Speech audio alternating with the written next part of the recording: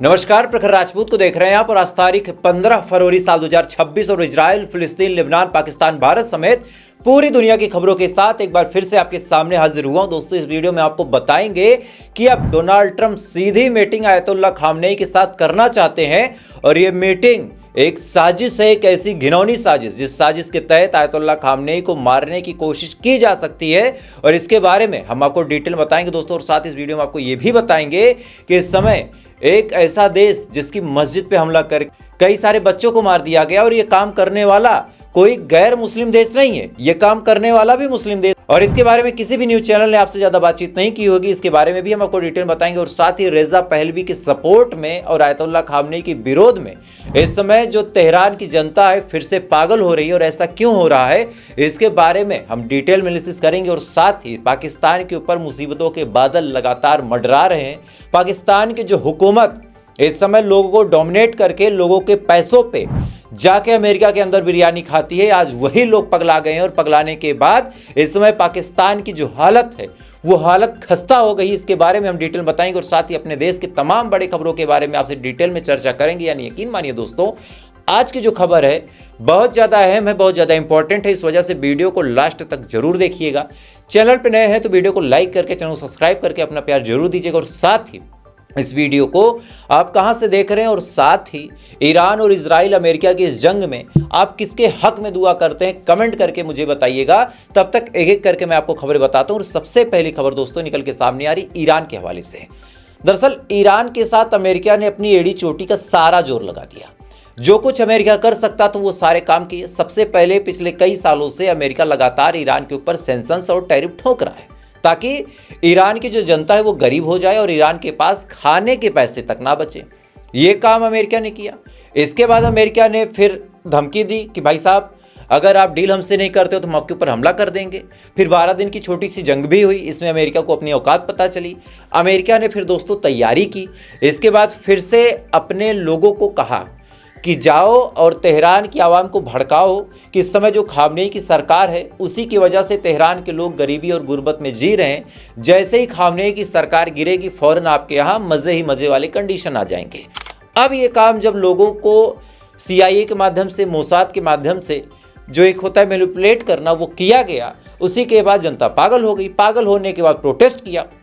अब जब प्रोटेस्ट हुआ तो सरकार तो फेल हो गई थी। ये बड़ी अंदर की बात है कि ईरान की सरकार फेल हो गई थी। ईरान की सरकार गोलीबारी पे भी उतर आई थी। ईरान की सरकार लोगों को मरवा रही थी, क्योंकि सरकार डर चुकी थी कि कहीं ऐसा ना हो कि सत्ता परिवर्तन हो जाए और हम लोग को देश छोड़ के भागना पड़े। लेकिन इसी बीच आयतुल्लाह खामनेई एक बार, केवल एक बार अपने लोगों को संबोधित करते हुए बयान देते हैं और कहते हैं कि भाई साहब, जिसको जो दिक्कत हो आके हमसे डिस्कस करें, हमसे बातचीत करें। हर मुद्दे पे हम डील और डिस्कस करने को तैयार हैं, लेकिन अपने देश की संपत्ति को नुकसान पहुंचाना सही नहीं होगा। अब ये चीज़ जैसे ही आयतुल्लाह खामनेई ने बोला, फौरन आप लोगों के अंदर खामनेई की पकड़ को देखिए कि सारा जो प्रोटेस्ट था बंद हो गया। अब ये प्रोटेस्ट जब बंद हुआ तब ट्रंप के दिमाग में एक चीज़ आई कि भाई साहब क्या करा जाए। तो फिर ट्रंप ने अपने हथियारों के जखीरों को भेजना शुरू किया। सबसे पहले अब्राहम लिंकन भेजा, फिर कई सारे और अपने डिफेंस सिस्टम भेजे, फिर अपने F-35 को भेजा, UK ने भी भेजा। तमाम मुस्लिम देशों ने अपनी गद्दारी भी साबित कर दी। इसके बाद क्या हुआ कि 11 फरवरी को, अभी जो 4 दिन पहले यही 11 फरवरी बीता, इसी 4 दिन पहले 11 फरवरी को, जिस दिन इस्लामिक रिवोल्यूशन का वर्षगांठ था, यानी एनिवर्सरी थी 47वीं, उस दिन 8 करोड़ की जनता है ईरान की, 8 करोड़ की आवाम है और खामनेई की सपोर्ट में 3 करोड़ लोग सड़कों पे मौजूद थे झंडा लेके। आप सोचिए, 3 करोड़ तो ऐसे थे जो झंडा लेके खड़े थे, बाकी कितने ऐसे होंगे जो घरों में सपोर्ट करते थे। यानी 80 से 90% जनता ऐसी थी जो खामनेई को पसंद करती थी, जो ये चाहती कि ईरान में खामनेई का ही शासन सत्ता चले। ऐसे हाल में डोनाल्ड ट्रंप पगला गया। उसके बाद उसने डील करने की कोशिश की। डील में जब बात नहीं बन पाई तब डोनाल्ड ट्रंप और उनके लोगों का बड़ा खतरनाक प्लान ये है, और मार्को रूबियो ने साफ तौर पे कहा, JD वेंस ने भी साफ तौर पे कहा, जो भी मैं आपको सुनवाऊंगा। सबसे पहले JD वेंस ने कहा कि हम बातचीत के चाहे जितने रास्ते इख्तियार करें, हम चाहे जितना बातचीत करने की कोशिश करें, लेकिन कामयाबी नहीं मिलेगी, चूंकि ईरान के अंदर वो पावर ना पजेश्कियन की है, ना ही अब्बास अराची की है कि वो कोई डिसीजन ले सके। ईरान का आखिरी फैसला अगर कोई लेता है तो आयतुल्लाह खामनेई है। तो आयतुल्लाह खामनेई को डोनाल्ड ट्रंप से एक बार मिलना चाहिए और मीटिंग आमने सामने की हो, और ऐसे हाल में दोनों डिस्कस करें कि क्या करना चाहिए। अब जेडी वेंस ने यह डिमांड की ही थी। किसी के बाद मार्को रूबियो ने कहा कि भाई साहब, अगर चाइना वालों से मिल सकता है ईरान, अगर पुतिन से मिल सकते हैं खामनेई साहब, तो हमसे क्यों नहीं? एक बार हमसे आके वो मिले, बातचीत करें, ट्रंप से बातचीत होगी, चीजें क्लियर हो जाएंगी, जंग बंद हो जाएगी। यानी अब डोनाल्ड ट्रंप और उसके लोग खामनेई से साफ तौर पे मीटिंग चाहते हैं, और ये बात मार्को रूबियो ने भी बोली, उसका वीडियो आप सुने। No, I think nation states need to interact with one another. Just because remember, I serve under a president that's willing to meet with anybody. Yes. To be frank, I'm pretty confident in saying that if the Ayatollah said tomorrow he wanted to meet with President Trump, the president would meet him, not because he agrees with the Ayatollah, but because he thinks that's the way you solve problems in the world, and he doesn't view meeting someone as a concession. Likewise, the president intends to travel to Beijing and has already met once with President Xi. इस video में आप साफ तौर पे सुन सकते हैं दोस्तों कि मार्को रूबियो ने बड़े ही घुमा फिरा के कहा कि अगर शी जिनपिंग से खामनेई मिल सकते हैं, अगर पुतिन से खामनेई मिल सकते हैं, पुतिन और डोनाल्ड ट्रंप की इतनी राइवलरी है, लेकिन इसके बावजूद भी पुतिन और डोनाल्ड ट्रंप मिलते हैं, शी जिनपिंग और डोनाल्ड ट्रंप मिलते हैं, तो अगर ये तमाम लोग मिल सकते हैं तो भाई साहब ऐसा क्यों है कि खामनेई नहीं मिल सकते? यानी मकसद और मतलब दोनों बड़ा साफ है कि खामनेई और डोनाल्ड ट्रंप की एक बार आमने सामने की मीटिंग हो। लेकिन ये मीटिंग दोस्तों इतनी आसान नहीं है। क्यों? खामनेई ईरान छोड़ के बाहर जाने से रहे, खामनेई अपनी सिक्योरिटी को छोड़ के किसी भी देश आज तक नहीं गए, कभी नहीं जाते। बहुत रेयर कभी होता है कि किसी देश खामनेई गए हों, और वो दौरा इतना गुप्त होता है कि किसी को पता भी नहीं होता। अब डोनाल्ड ट्रंप तेहरान आने से रहे, तो आखिर ये मीटिंग होगी कैसे? तो क्या कोई थर्ड कंट्री है जहाँ पे मीटिंग होगी? लाइक तुर्की हो गया, ओमान हो गया, सऊदी अरब हो गया। लेकिन यहाँ पे एक पेच है दोस्तों। खामनेई की सिक्योरिटी के बारे में आपको थोड़ा सा बताता हूँ, फिर आपको पेच बताता हूँ कि पेच कहाँ टकरा है। खामनेई आज तक का रिकॉर्ड है, आपको सुन के बड़ी हैरानी होगी कि आज तक अपने ही लोगों से, जैसे खामनेई को पजेस्कियन से बात करनी है तो ऐसा नहीं कि फ़ोन उठा के कर दिया कि पजेस्कियन साहब कहाँ हो, आओ, ऐसा ऐसा मामला। नहीं नहीं नहीं, वो फ़ोन पे बातचीत नहीं करेंगे। अब आपके दिमाग में आएगा कि चलो फ़ोन पे बातचीत नहीं करते तो हॉटलाइन पे करते होंगे, हॉटलाइन पे भी वो बात नहीं करते।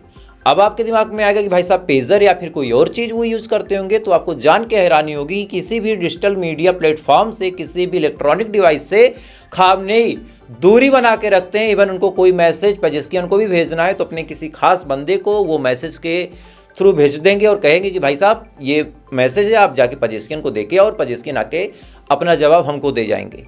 यानी इलेक्ट्रॉनिक डिवाइसेस से खामनेई पूरी दूरी बना के रखते हैं, और उसके पीछे उनको ये बात कंफर्म पता है कि कोई भी इलेक्ट्रॉनिक डिवाइस हो वो इजराइल और अमेरिका के कंट्रोल में है। जैसे पेजर बड़ा सेफ माना जाता था, लेकिन लेबनान में पेजर अटैक के नाम पे कितने लोगों को मारा गया ये आप भी जानते हैं और खामनेई साहब बड़े डिटेल में जानते हैं। तो ऐसे हाल में क्या है कि अब खामनेई साहब ना तो किसी इलेक्ट्रॉनिक डिवाइस से बातचीत करना चाहते हैं, ना ही फ़ोन कॉल पे वो बात करेंगे, खासकर ट्रंप से तो एकदम नहीं करेंगे। और रही बात उनकी सिक्योरिटी की, तो ईरान और तेहरान छोड़ के वो कहीं जाते नहीं हैं। जब उनको शी जिनपिंग से मिलना था, जब पुतिन से मिलना था, तो इन दोनों का जहाज तेहरान में आता है, दोनों का होटल फिक्स हो जाता है। जो पुतिन और शी जिनपिंग के खास सिक्योरिटी के लोग थे उनको चंद घंटे पहले बुला के वो जगह दिखा दी गई और ये कहा गया कि भाई साहब यही मीटिंग होगी। अब चूंकि आपके भी प्रधानमंत्री, आपके भी राष्ट्रपति हैं, आपको भी उनकी सिक्योरिटी का जिम्मा उठाना है, तो एक बार इस पार्टिकुलर जगह को आप चेक कर लो, और चेक करने के बाद यहाँ अपने आप को तैनात कर लो, और फिर यहीं पे हम मीटिंग कर लेंगे। चंद घंटे पहले सोचिए, अपने खास दोस्तों पे भी खामनेई को एतबार नहीं है, तो क्या आपको लगता है कि खामनेई किसी प्लेन से जा सकते हैं? नहीं, चूंकि मोसाद और CIA ये इतने खतरनाक एजेंसीज हैं कि इनके कत्ल करने का तरीका इतना तरंगी है कि कोई जान नहीं पाता। जैसे मैं आपको एक कहानी बताता हूँ कि ईरान के ही एक कमांडर थे, उनको मारने के लिए टूथपेस्ट में, ये खबर आप गूगल कीजिएगा आपको मिल जाएगा कि उनको मारने के लिए टूथपेस्ट में जहर मिलाया गया। अब जहर ऐसा कि एक बार वो टूथपेस्ट यूज किया, कुछ नहीं हुआ, 2 बार किया, 3 बार किया, ऐसा ऐसा करते महीनों तक जब छोटा छोटा जहर का टुकड़ा अंदर चला गया तो उनकी मौत हो गई। शुरुआत में लोगों को लगा हार्ट अटैक है, लेकिन धीरे धीरे जब पोस्टमार्टम हुआ उसमें भी कुछ खास आया नहीं, लेकिन जब बिसरा रिपोर्ट उसमें निकल के सामने आई तो पता चला कि भाई साहब टूथपेस्ट के जरिए इनको जहर दिया गया।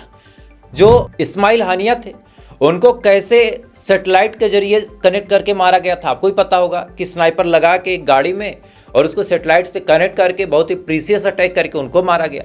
2-4-6 लोगों को ऐसे ही मारा गया। तो खामनेई बिल्कुल रिस्क नहीं ले सकते कि किसी जहाज के माध्यम से उड़ते हुए जाएं, क्या पता ईरान के उस जहाज पे अमेरिका कुछ ना करे, इजराइल ही हमला कर दे कल को अमेरिका ये कह देगा कि भैया हमको नहीं पता था क्या हुआ। और एक बार अगर खामनेई को कुछ हो गया तो आप यकीन मानिए कि सत्ता तो फिर जानी है पजेश्किन के हाथों से, और रेजा पहलवी पूरा कंट्रोल ले लेगा। इस वजह से ईरान और डोनाल्ड ट्रंप की जो मीटिंग है, यानी आयतुल्ला खामनेई और डोनाल्ड ट्रंप की जो मीटिंग है, बड़ी ही कसमोकस भरी है। ऐसा एक चांस बनता है कि डोनाल्ड ट्रंप आ जाए तेहरान, चूंकि एक बार तो वो नॉर्थ कोरिया भी चले गए थे, लेकिन प्रोबेबिलिटी इसकी कम है दोस्तों। और इस चीज़ को आप कंफर्म जानिए कि अमेरिका और इजराइल चाहते हैं कि खामनेई एक बार अपनी लोकेशन छोड़ के, अपने सेफ हाउस को छोड़ के बाहर निकलें, जिस बंकर में सुरक्षित फील करते हैं वहाँ से बाहर निकलें, ताकि इनके आगे का रास्ता जो है बड़ा आसान हो जाए। लेकिन खामनेई ये शर्त मानेंगे नहीं मानेंगे, ये देखने लायक बात होगी। और यहाँ पे कई सारे लोग अभी कमेंट करेंगे, अरे खामनेई अगर मर्द हैं तो बाहर आना चाहिए। भाई साहब, मर्दानगी और बेवकूफ़ी में फ़र्क होता है। मर्दानगी ये है कि आप जा रहे हैं और जाने के बाद आपके पास एक बंदूक है, शेर ने आपके ऊपर हमला किया, शेर ने हमला किया तो आपके पाँव नहीं कांपे और आपने बंदूक से शेर को गोली मार दी, ये तो मर्दानगी है। बेवकूफ़ी क्या है कि शेर जा रहा, आपके पास कुछ भी नहीं है, शेर ने दहाड़ा, आप भी वहाँ पे खड़े हो गए कि आओ लड़ो मुझसे, तो फिर शेर आपको चीड़ फाड़ देगा, और इसको बेवकूफ़ी कहते हैं। तो मर्दानगी और बेवकूफ़ी का अंतर आप समझिए। आप अपने सुरक्षित घेरे में रहें, वो आपके लिए ज़्यादा बेटर है। खैर, इसी बीच डोनाल्ड ट्रंप ने एक और खतरनाक साजिश रची है, और जिससे तेहरान में एक बार प्रोटेस्ट फिर से शुरू हो गया। और उसके पीछे कहानी ये है कि डॉलर को धीरे धीरे, मतलब जितना डॉलर ईरान के पास है उसको धीरे धीरे खींच के बाहर निकाला जा रहा, ताकि ईरान की जो करेंसी है कौड़ियों के भाव हो जाए। वैसे भी काफ़ी डाउन है, लेकिन कौड़ियों के भाव करके ईरान में इतना इन्फ्लेशन फैलाना है अमेरिका को कि लोग पागल हो जाएं। और इसका असर भी देखने को मिल रहा है। अभी आपको स्क्रीन पे एक वीडियो दिखाऊंगा, ये वीडियो कहाँ का ज़्यादा क्लियर नहीं पता, लेकिन सोशल मीडिया पे ये वीडियो निकल के सामने आया है कि बालकनियों से खामनेई के विदाई के नारे लगाए जा रहे हैं और रेजा पहलवी के स्वागत के नारे लगाए जा रहे हैं। उसका वीडियो सुने आप। شیراز 25 بهمن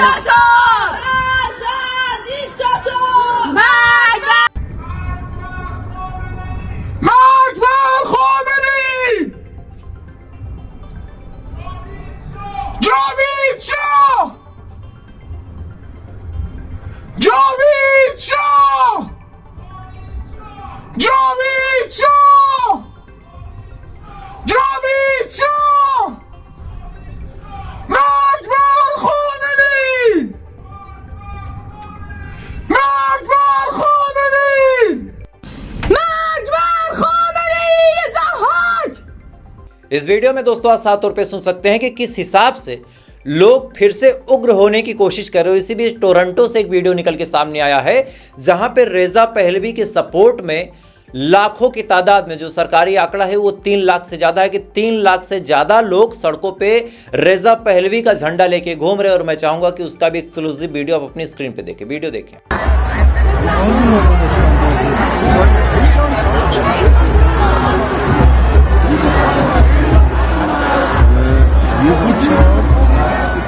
इस वीडियो में दोस्तों आप साफ तौर पे देख सकते हैं कि किस हिसाब से इस समय सिचुएशन ईरान की सरकार के हक में नहीं जा रही। और इसी बीच जो साइबर टीम है सोशल मीडिया पे, लाइक जो ट्विटर है, जो एक्स है, जो इंस्टाग्राम है, जो फेसबुक है, जो बड़े बड़े पॉलिटिशियन को वेरिफिकेशन बैच देता है।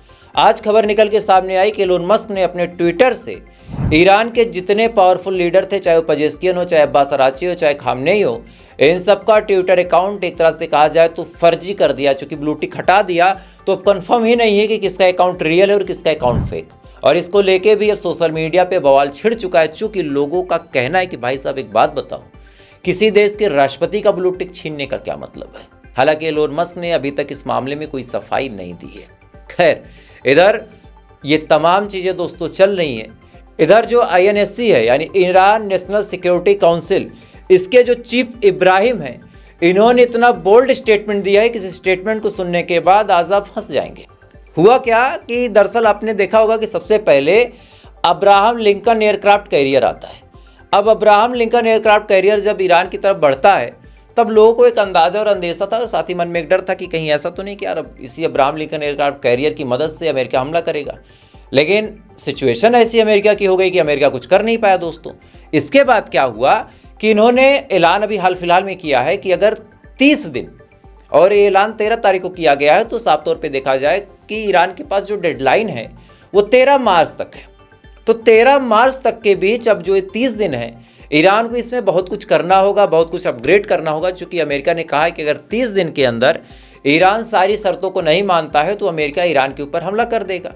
और इसी बीच जो गिरलैंड फोर्ड एयरक्राफ्ट कैरियर, जिसके बारे में मैंने आपको सुबह ऑलरेडी बता दिया था कि ये सबसे खतरनाक समुद्री एयरक्राफ्ट कैरियर है, ये अब मिडिल ईस्ट की तरफ बढ़ रहा है। और सोचिए ईरान का जज्बा कि जो INSC यानी ईरान नेशनल सिक्योरिटी काउंसिल के चीफ इब्राहिम हैं, इन्होंने बयान दिया कि यार जो अब्राहम लिंकन है वो खड़ा था, हमने उसकी रेकी वेकी भी की, टारगेट भी लॉक किया, लेकिन मज़ा नहीं आ रहा था यार कि हमारी 300-400 मिसाइलें हैं और एक टारगेट है, तो मज़ा आ नहीं रहा था।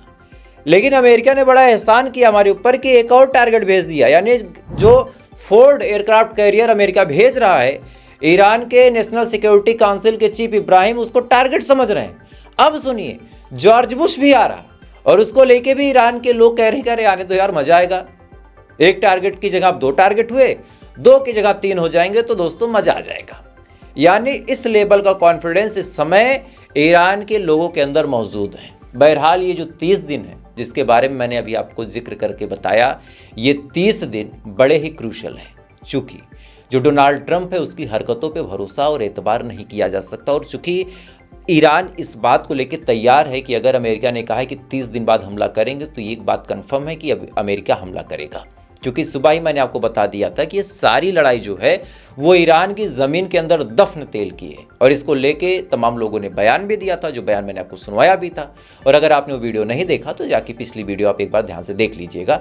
लेकिन अभी के लिए आप इतना जानिए कि हमला तो होके रहेगा, लेकिन अमेरिका ने अगर कहा है कि 30 दिन के बाद हमला होगा और अगर ईरान ये बात मान के बैठ जाए कि भाई साहब 30 दिन बाद ही करेंगे, तो ईरान की बेवकूफ़ी होगी। और ये बात ईरान को भी पता है, इस वजह से ईरान बहुत ही मुस्तैदी के साथ तैनात है। ईरान मिसाइलों की टेस्टिंग भी कर रहा, अपनी सिक्योरिटी का भी इंतजाम कर रहा और साथ ही आयतुल्लाह खामनेई की सुरक्षा की भी व्यवस्था ईरान कर रहा है। चूँकि ईरान को कोई कंट्रोल कर सकता है, ईरान की आवाम को कोई कंट्रोल कर सकता है तो आयतुल्लाह खामनेई ही है। खैर, अब ये 30 दिन में क्या होगा, हर 2-4-6 घंटे पे जो बड़ी डेवलपमेंट होती है मैं आपके सामने लेके आता हूँ। इस वजह से अगर आप चैनल पर नए हैं तो वीडियो को लाइक करके, चैनल को सब्सक्राइब करके अपना प्यार जरूर दीजिएगा। और साथ ही अगली वीडियो बहुत ज़्यादा अहम है, बहुत ज़्यादा इंपॉर्टेंट है, और अगर वो वीडियो आप मिस ना करना चाहें तो सब्सक्राइब बटन दबा दें, क्योंकि जब मैं अगली वीडियो लेके आऊँ तो सबसे पहले वो वीडियो दोस्तों आप देखें। बाकी थोड़ी देर बाद आपसे फिर मुलाकात होगी ऐसी किसी खबर के साथ। तब तक आप अच्छे रहें, खुश रहें, अपना ख्याल रखें, अपने देश का ख्याल रखें। जय हिंद, ऊपर वाला आपकी हिफाजत करें।